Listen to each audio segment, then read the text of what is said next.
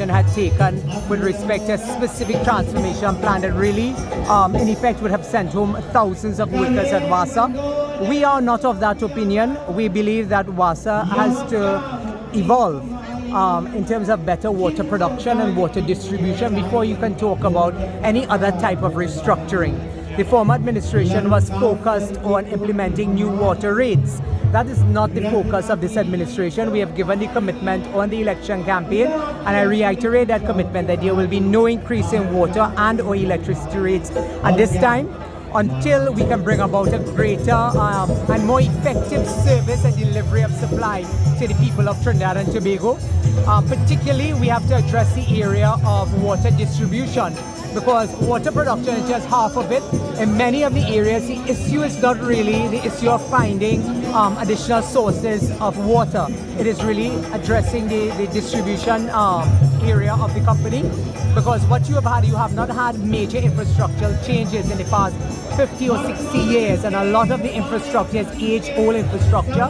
A lot of the houses that are affected by these age infrastructure in Sahada, Tracy, Maruga, Table and Princestown, where I used to represent, a lot of those homes have collapsed because of aging WASA infrastructure. So therefore, a lot of the challenges, particularly in South Central and Eastern Trinidad as it relates to water, has been as a result of poor, dilapidated mains in those areas that really require attention in terms of changing all the infrastructure. That will not require additional funding in terms of looking for the funding. The funding is available. This week I met with the Interdevelopment Bank together with the Minister of Planning, and in that meeting also was the Chief Secretary for Tobago. The Prime Minister and myself met with the Chief Secretary, the Leader of Government Business in the Tobago House of Assembly, Ms. Zorisha Hackett.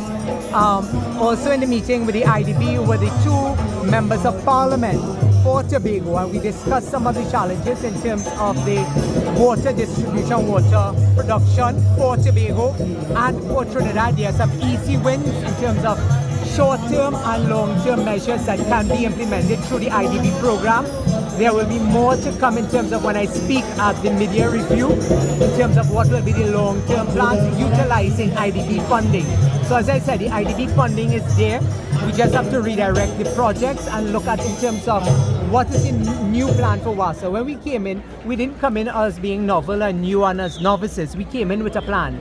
But the Prime Minister's asked us to consult with our partners in Tobago, to consult with the stakeholders, because this will require major infrastructural changes across the length and breadth of Trinidad and Tobago, so that you will see within the next 2 to 3 years a more permanent solution rather than constituencies being placed on a rotational basis as it relates to water schedules. So you asked me about short-term plans in some of these constituencies, including my own constituency in Couva South. For the life of me, I cannot understand how Couva South houses this desalination company, Desalcot, and yet we have a problem for water. I'm advised by WASA it has a lot to do with the infrastructural challenges.